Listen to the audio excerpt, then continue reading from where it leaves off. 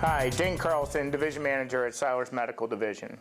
Now I want to show you what each individual knob represents as far as the microscope and the fluidity. Each knob has its individual importance, and what we want to do is make sure that this microscope moves flawlessly. So let's just start from the back. This knob is going to be the tension knob of actually moving the entire light source, which would include the microscope. We don't want any knob to be really locked down, so let's just go ahead and tighten this to where it's just about a finger pinch, okay? You don't want the microscope to sway on you, but you also don't want it to be locked down. This knob is going to control then from the panographic arm all the way to the optic pod, okay? Again, we want about the same level of tension, just a little finger pinch on the end. Probably the most important movement aspect of the microscope is going to be the panographic arm. And we want the panographic arm to move flawlessly with one finger. And I'll show you how to do that. What we also want to do is, once we leave the microscope optic pod, we want it to stay perfectly in place. So you got two major components right here. This is your locking knob, okay? So it's going to be the old standard lefty-loosey, righty-tighty. We even have little holograms here to follow. What you want to do is always make sure that this knob is loose. You don't want to ever tighten this knob down for really any reason. So if you have this tight, okay, it's going to fight. It's going to be a bad movement. So we want to keep that all the way loose. The knob that we want to adjust the tension is going to be the knob back here. Again, we have a hologram here, which is going to give you, it's going to be a plus and negative. So if you turn the knob to the plus sign, it's going to make the gas piston stronger. If you turn it to the negative side, it's going to make it weaker, which means it's going to fall down. So what we want, depending on the amount of weight that you have up here, with video, without video, with digital, without digital, you want to make sure that this knob is perfectly placed for that movement. So right now we don't have anything on the microscope besides the optic pod. I haven't touched anything, so let's just see. What we want to do is make sure when we lift it, it stays, but also when I bring it down, it stays. I think it's going to move up. So what happens? We come back, we go to the negative side because it's too strong, it's bringing the microscope up. We never touch this.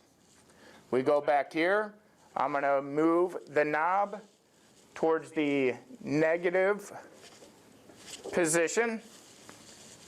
It's kind of a trial and error at this point, okay? I bring it up, stays. Now, there's the test. One hand, one finger. And you want this to move in a nice, easy position. So again, always controlled back here in a plus or negative. I'm going to show you what happens and how to adjust the panographic arm when we add weight. So right now I'm adding a beam splitter, a digital camera. It's going to add a lot of weight, and I'm going to show you what this does to the microscope. If I never adjusted any of the knobs, I'm going to show you what happens here. You see how that's fallen down?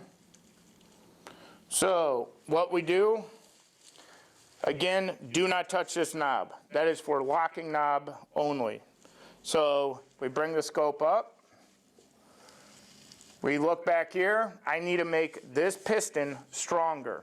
So I take the knob back here and I am putting more pressure into the spring arm.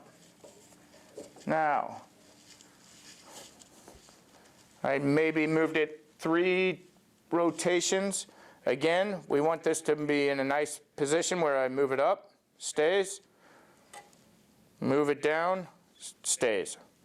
Again, one finger. Now, let's go to this part. Again, this is going to be now the 6-inch extension part. So that's going to rotate the 6-inch extension. And what we want to do is, again, make sure it just has a little bit of tightness. Nothing much. This portion, okay, this one I like to keep open, so then the doctor can move back and forth. One of the critical tightening knobs, okay, is going to be this one, especially when you have any digital or video components. What's going to happen, since this digital camera is on there, even though we have a little counterbalance system here, it's still going to want to turn this way. So all we do, we want to make sure we have a nice movement on the pivot point. We take the knob, all right? Again, you don't want anything tight. So just a little bit of tension and just do a little bit of trial error. You want this to be really nice, easy position, but to hold its weight. And right there is a really nice. This knob is going to be for the north and south movement of the optic pod. Okay, so what we want to do, we of course want to make sure that this microscope doesn't flop on you, but we also don't want to make sure that it's really tight. So again, sometimes it's subjective, but you get it to where it can move in a nice, easy, it stays in a nice position each time. The movement of the entire microscope is absolutely critical to the success of the microscope. So you want the doctor to be in a nice position and to be able to move the microscope with ease, because he's going to be struggling if not.